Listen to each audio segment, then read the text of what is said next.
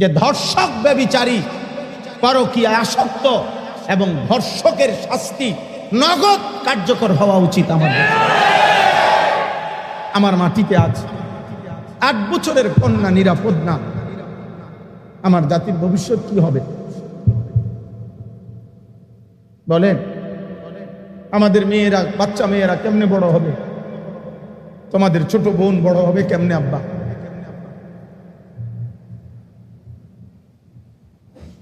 বলো। তোমাদেরও তো অসংখ্য ভাই, তোমাদের ঘরেও তো ছোট বোন আছে।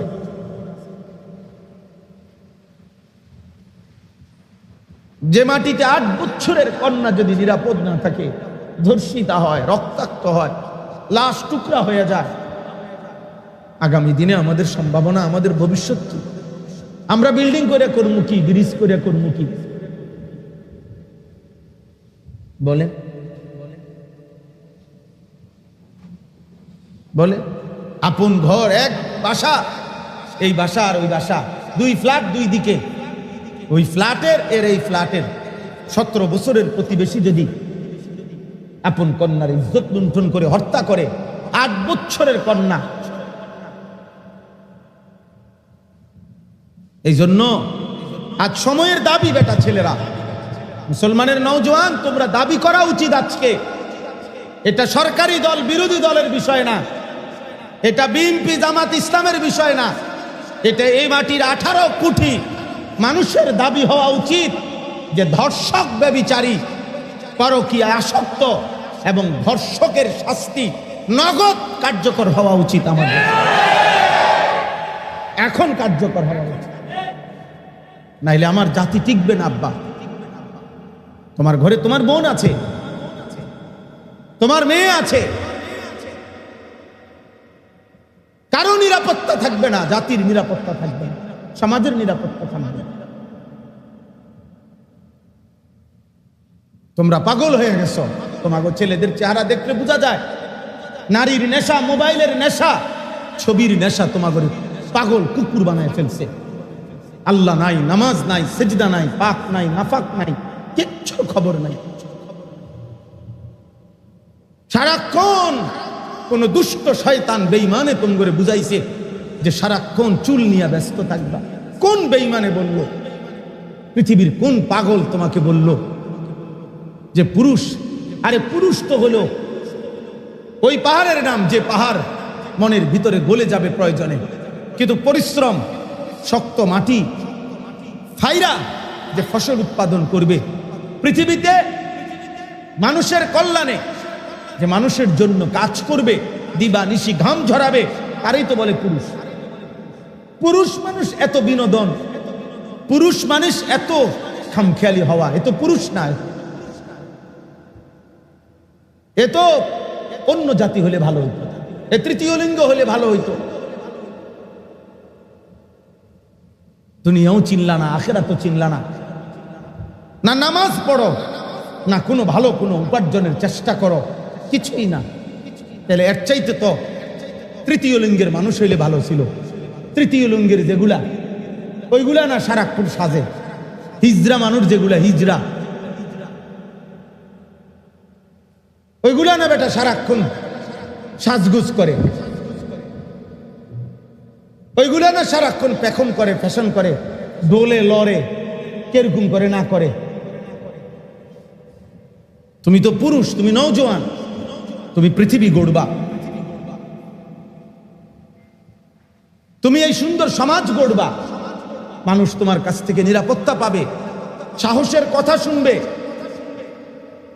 অসহায়, অভাবী, দুস্থ, পীড়িত, বিপদগ্রস্ত মানুষ আশ্রয় পাবে। যুবক তার শক্ত হাতে আগলায় রাখবে, মায়ের ইজ্জতের পাহারাদারি করবে, বোনের ইজ্জতের পাহারাদারি করবে। কথা তো ছিল এই বা 17 বছরের মুসলিম যুবক মোহাম্মদ ইবনে কাসেম এক বোনের ইজ্জতের বদলা নেওয়ার জন্য আরব দেশ থেকে এসে আমাদের এই হিন্দুস্তান, ভারতে প্রথম আক্রমণ করেছিলেন 712 খ্রিস্টাব্দে।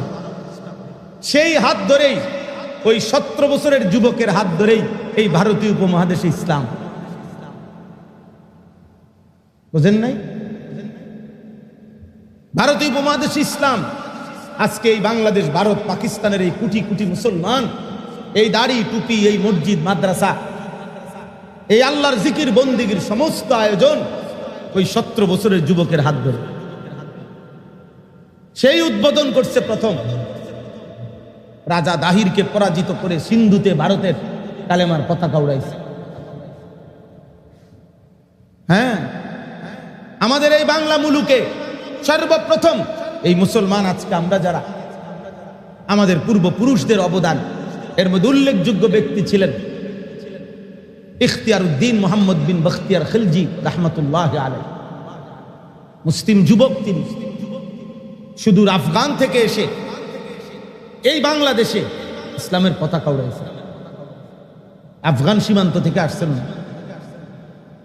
এত লম্বা এত পথ দূরত্বের থেকে আসছেন, আর এত দ্রুত গতিতে ঘোড়া চালাইছেন যে উনার কাফেলায় উনারে আর ধরতে পারে নাই। সর্বশেষ উনার সাথে ঘোড়া চালাইয়া 17 জন মাত্র টিকছেন, বাকিগুলো সব পিছনে পড়ে গেছে। রাজা লক্ষণ সেনকে পরাজিত করে তিনি ইসলামের পতাকা এই বঙ্গভূমিকে উড়াইছেন।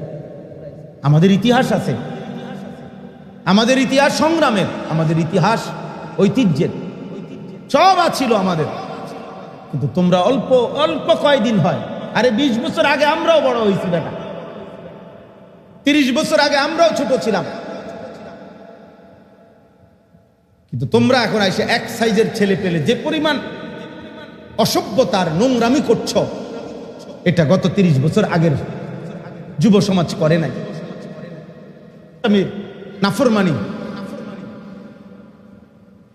একসাথে শুরু করি, একটা মহল্লার একজন আরেকজনকে ডাকাডাকি করে তোমরা গুনাহ করছো। 10 জন 20 জন একসাথে মোটরসাইকেলের প্রতিযোগিতা করছো, 10 জন 20 জন একসাথে মোবাইলের প্রতিযোগিতা করছো।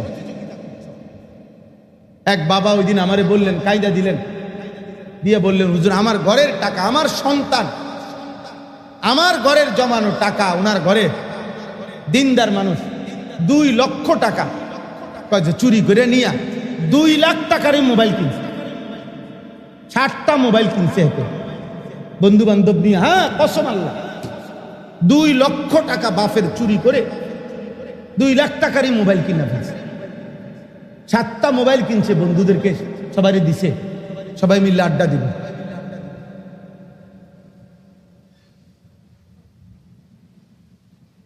দেখতে থাকো ভাই, তোমরা দেখো 8 বছরে ঢাকা শহরে একটি রাজধানীর মধ্যে মাত্র 8 বছরের বাচ্চা মেয়ে, ওকে গলা আর শরীর আলাদা করে ফেলছে। কি নৃশংস যৌন চাহিদা, লজ্জাস্থানের চাহিদা, কি অসভ্যতা, কি পরিমাণ বেড়েছে। তার মানে ওই যে